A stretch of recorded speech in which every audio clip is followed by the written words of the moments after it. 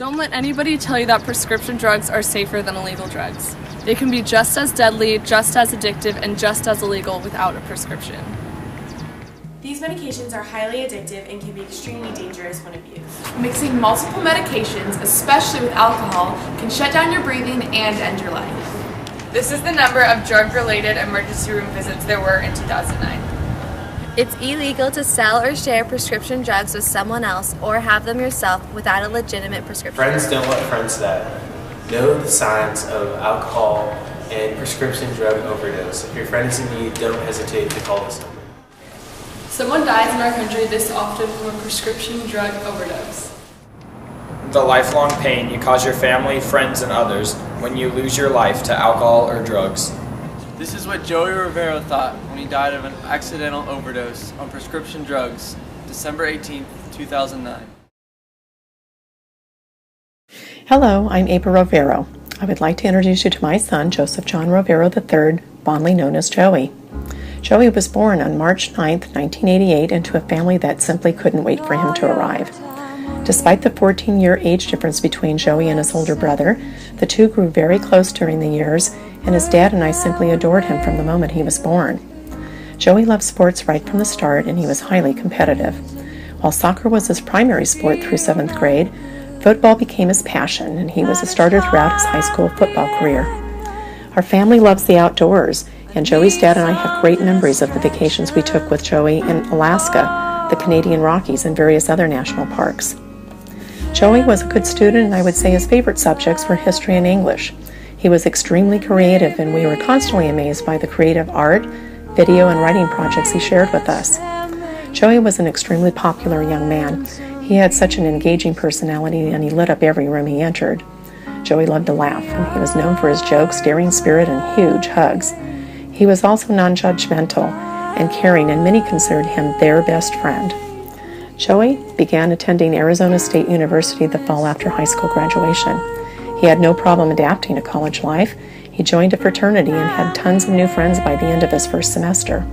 Joey was looking forward to graduation and starting a new career in just 5 months when tragedy struck. On December 18, 2009, Joey died from an accidental overdose of prescribed medications he had mixed with alcohol during a college party.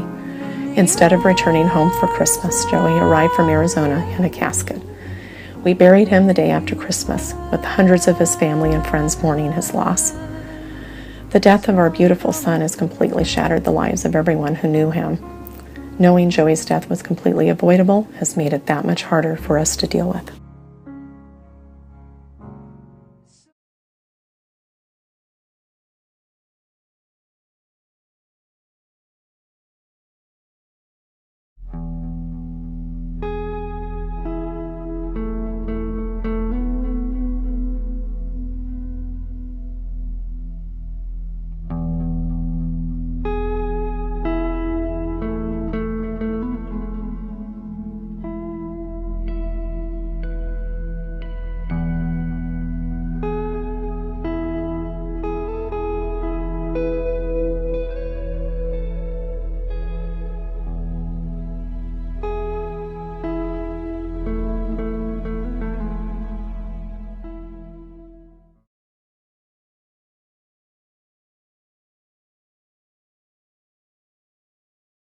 Hi, I'm Mrs. Gonzalez, and I'm a middle school teacher. And I had Joey as a student way back in 2002. And I remember Joey being a very solid student. He made good grades in sports, liked to play football. When I first heard of Joey's passing, it's difficult to lose students, and every now and then we hear of a passing of a student. But when it's something such as Joey's death, it really hurts, it hits home, because we're in the kid business and working with students and watching them progress in middle school, go on to high school, and pursue these dreams of a higher education and doing something with their life. So it's tragic. It's like somebody's punched a hole in my heart, taken a paper punch and punched a hole in my heart, because I think of what Joey could have done and what he had the aspirations to do. And that's really unfortunate. They say that parents should never outlive their children, or it's hard for a parent to outlive their children. And I think the same thing goes with teachers. It's really hard to hear that a student has passed on. There are many students in your life who are going to take a different direction, and that might be abuse of prescription drugs, and maybe they don't even see it as abuse, they just see it as recreational and something that they can really handle. But as a friend of a person who might be abusing drugs, it is better to not just stand by, but stand up. I'm Dr. Tracy Trujillo. I'm a pediatrician here at San Ramon Valley Primary Care, and I'm one of the doctors who took care of Joey. And I remember Joey as being a healthy, athletic, and intelligent young man. And his impact of his death has really touched us all here at our practice, and especially the fact that we think about how can we do things differently? How can we avoid a young person's death? So it's prompted us to bring up the subject of prescription drug abuse. And I had first heard about his death through April, his mother, who founded the National Coalition Against Prescription Drug Abuse.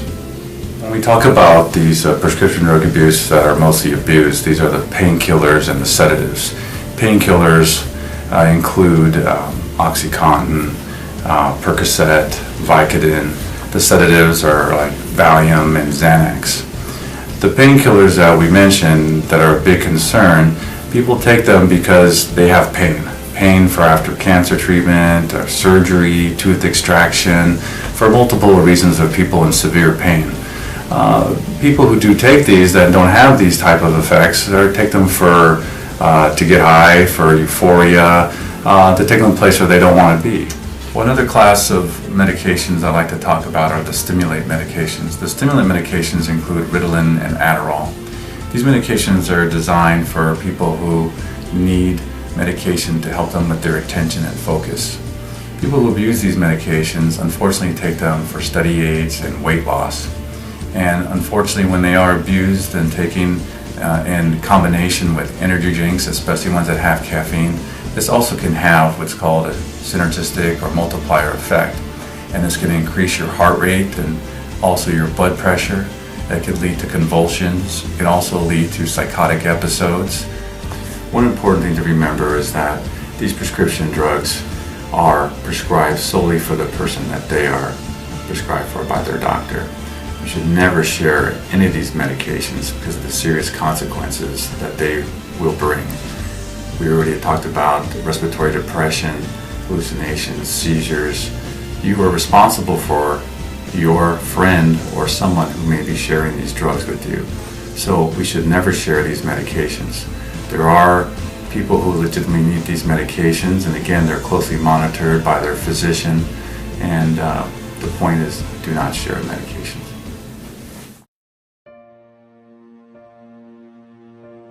My name is Kelly Marrera, and I dated Joey Rivero on and off for about 4 years, starting my junior year of high school and his senior year of high school. My name's Jessie, and I met Joey in high school. We graduated in 2006 together. I transferred to ASU and spent my last 2 years at Arizona State with him. What first attracted me to Joey was his ability to just light up any room he walked into. We have a big group of friends, and he was kind of the center of those friends. He just could make me smile at any moment. He was someone that you wanted to be around. When I first found out that Joey passed away, I was just in utter and complete shock. And I found out through a very close friend of himself and me. He couldn't even get the words out, and when he finally did, my thoughts were just, why did this happen to Joey? How could this have happened to him? The next thought that went through my head was, has anyone told his family? And without even hesitating or thinking, I knew that I needed to tell them. The hardest part of it was not even getting the words out, but having to see their reactions. You just never think it's going to happen to you. And when it does, it hits home. This isn't something that's going to go away. With time, I think it's going to be something that'll be here for the rest of our lives. If there's anything I could have done differently, I wish I would have spoken up and not been so naive to the situation. When you have friends that don't want to speak up about using these drugs and you want to say something to them, go directly to them. Express your concerns, express your questions. Tell them how you feel about it, because if you want to wait till tomorrow or wait till next week to do it, you don't know if tomorrow is even going to happen. There may not be tomorrow. Help them understand where you're coming from and how concerned you are with the topic. It's just not worth it. And not only are you hurting yourself, you're also hurting the ones that are around you and the ones that care about you the most. Each day you wake up, you have a series of choices that you can make. And I think what people don't understand is how small of a choice and how big an impact it can have on so many people around you.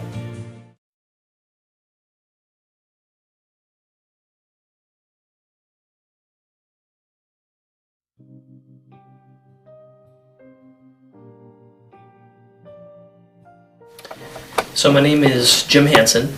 I am Joey's older brother. Joey is about 13 years younger than I was. I was in 8th grade when he was born, the night that Joey died, or the night that we found out that he died anyway, is a little surreal. It's difficult to put into words what I was feeling. It's just other than just non-belief. We heard the news from his girlfriend, and she said something terrible has happened and Joey's dead. We all generally knew why he died, and I remember thinking to myself, why would you do that? The impact on me, I think about him every day, and I think about how life would be right now if he were still here. He might be married, I could be an uncle, he could be living here at home, I could be playing Xbox with him on the weekends, or just hanging out with him, or playing football, or doing anything. And instead, I get to go visit him in his grave, and that sucks. There's nothing I can do about it. And there's nothing I could have done to protect him, or help him, or anything, because I had no idea. I had no idea what he was up to or what he was doing, and sometimes I feel kind of stupid for not. I think if there was anything that I could tell a teenager or even an adult or somebody who's thinking about using and or abusing prescription drugs, just one word: don't. It's not worth it. Understand what it is that these drugs do, and make yourself knowledgeable about the impact. Because once you start down that path, it's a long road to get away from it.